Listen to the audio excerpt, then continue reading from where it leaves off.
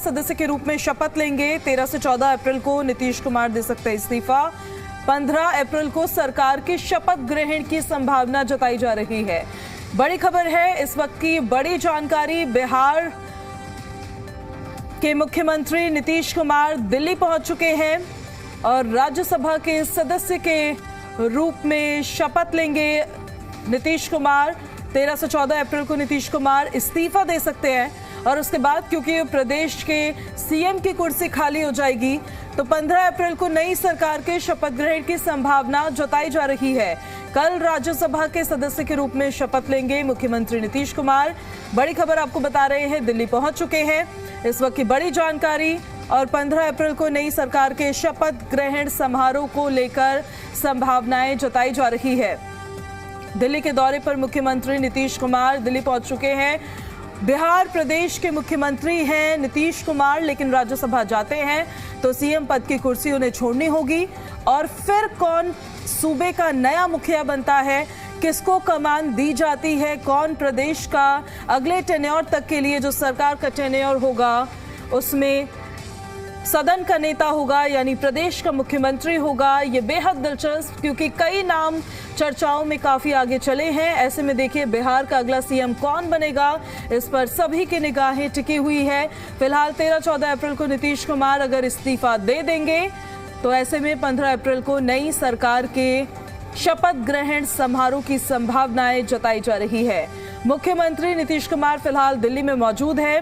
ये बड़ी अपडेट उनके दिल्ली दौरे से जुड़ी दे रहे हैं हम आपको।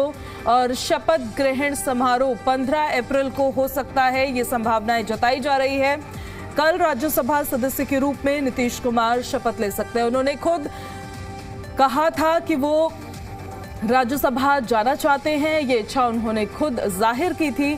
ऐसे में देखिए नीतीश कुमार के राज्यसभा जाने के बाद बिहार प्रदेश के इस सूबे के नए मुखिया कौन होंगे, किसको कमान मिलेगी, कौन प्रदेश का नया मुख्यमंत्री बनेगा, इसको लेकर लगातार चर्चाएं तेज है और हलचल भी राजनीतिक गलियारों में बढ़ी हुई है।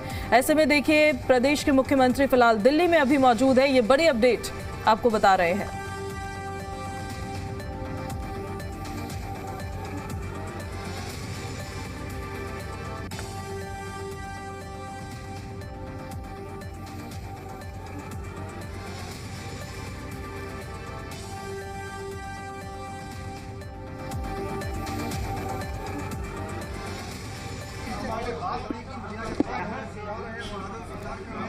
और दिल्ली से हमारे सहयोगी बिहार सदन से नीरज पांडे हमारे साथ लाइव कनेक्ट हो रहे हैं, उनका सीधे अब हम रुक कर लेते हैं।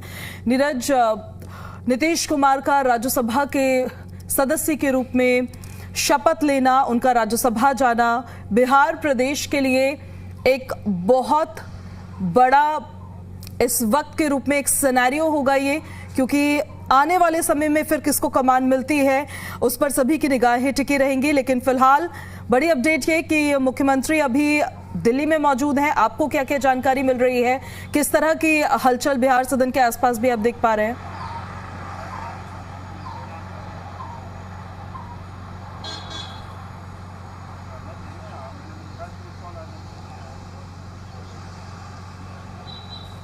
देखिए, मैं आपको बता दूं कि मुख्यमंत्री नीतीश कुमार इस समय दिल्ली पहुंच गए हैं। वो अपने के कामराज लेन स्थित आवास में पहुंच गए हैं और बिहार सदन में भी हलचल बहुत है। यहाँ पर कई नेता सुबह से आना जाना उनका शुरू है। दोनों डिप्टी सीएम को लेकर तैयारियां चल रही हैं, चूँकि दोनों डिप्टी सीएम भी शाम को पहुँच रहे हैं। इसके अलावा भी कई और मंत्री हैं जो दिल्ली पहुँच रहे हैं और कहा यह भी जा रहा है आज से कल के बीच में एक बड़ी बैठक हो सकती है जिसमें बिहार की नई सरकार के स्वरूप को लेकर चर्चा हो सकती है। लेकिन ये आपने सही कहा, क्योंकि राजनीति में समय समय पर भूमिकाएं बदलती रहती हैं और ये ज़रूरी है कि राजनीति में जब चीज़ें बदलती हैं तो वो उसके बहुत सारे निहितार्थ निकलते हैं, बहुत सारे कारण होते हैं। नीतीश कुमार लंबे समय से बिहार के मुख्यमंत्री रहे हैं।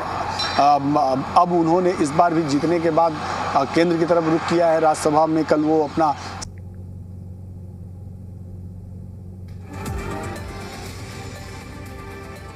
तब नीतीश कुमार उनकी सरकार में केंद्रीय मंत्री के रूप में काम कर रहे थे और उसके बाद एक लंबा अंतराल उन्होंने बिहार की राजनीति में व्यतीत किया और अब एक बार फिर से उन्होंने केंद्र की तरफ रुख किया और राज्यसभा के रूप में कल वो शपथ लेंगे। अब देखना ये होगा कि बिहार में अगला सीएम कौन होता है, अगला डिप्टी सीएम कौन होता है, लेकिन इन सब चीज़ों के लिए हमें कल तक का इंतज़ार करना पड़ेगा या ये कहें अगले 2-4 दिन का इंतज़ार करना पड़ेगा, क्योंकि आने वाले 1-2 दिन के अंदर एक बड़ी बैठक होगी जिस बैठक में बहुत सारी चीज़ें तय होंगी।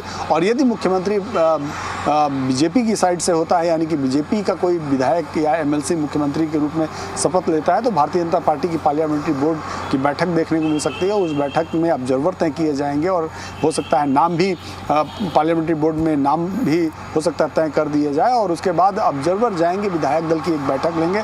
और जैसे कि परंपरा है भारतीय जनता पार्टी में कि पार्लियामेंट्री बोर्ड नाम तय करता है, ऑब्जर्वर अपॉइंट करता है, ऑब्जर्वर राज्य में जाते हैं, वहाँ पर विधायकों की एक बैठक लेते हैं और विधायक दल की बैठक में सर्वसम्मति से उस नाम के प्रस्ताव पर सबकी राय ली जाती है और उसका नाम चयन होता है।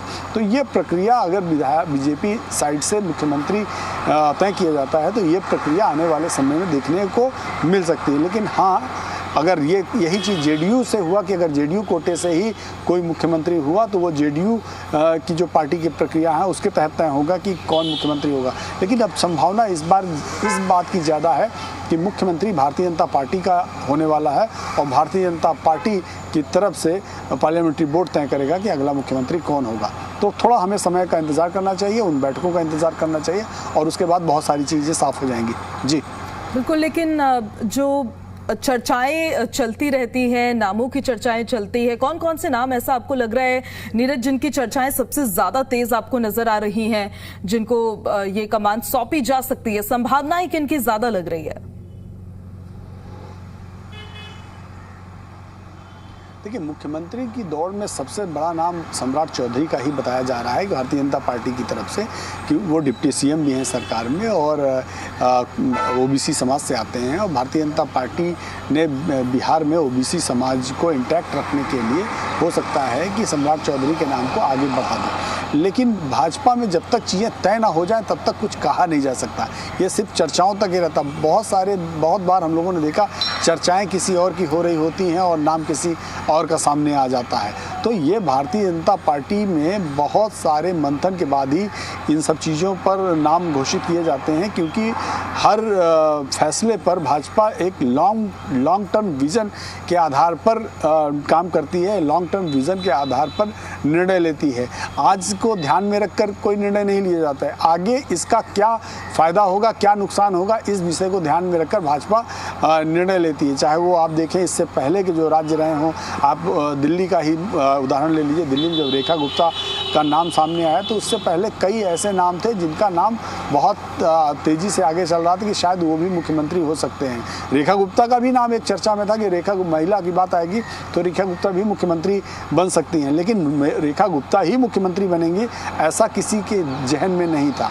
बहुत सारे नाम थे, लेकिन रेखा गुप्ता को बाद में दिल्ली की मुख्यमंत्री बनाया गया और आज वो पार्टी के लिए काम कर रही हैं, सरकार के लिए काम कर रही हैं। तो ऐसे ही जो पहले और भी राज्य रहे हैं, चाहे राजस्थान का मुख्यमंत्री का ले लीजिए, छत्तीसगढ़ के मुख्यमंत्री का नाम ले लीजिए, चाहे मध्य प्रदेश के मुख्यमंत्री का नाम ले लीजिए, ये सब नाम ऐसे नाम थे जो बहुत चौंकाने वाले नाम थे, या ये कहें कि किसी को इस बात का आभास नहीं था कि ये लोग भी मुख्यमंत्री बन सकते हैं। तो भाजपा में जो चीज़ें कह सकते हैं कि निर्णय जो होता है वो बहुत गोपनीय रखा जाता है और जब तक वो इम्प्लीमेंट होने की स्थिति नहीं आ जाती तब तक वो नाम सामने नहीं आ पाता। तो वेट करना चाहिए हमें उन बैठकों का और बिल्कुल, इंतजार करना चाहिए। अनएक्सपेक्टेड नाम ही सामने आते हैं, जैसा आप कह रहे हैं। आपका बहुत बहुत शुक्रिया।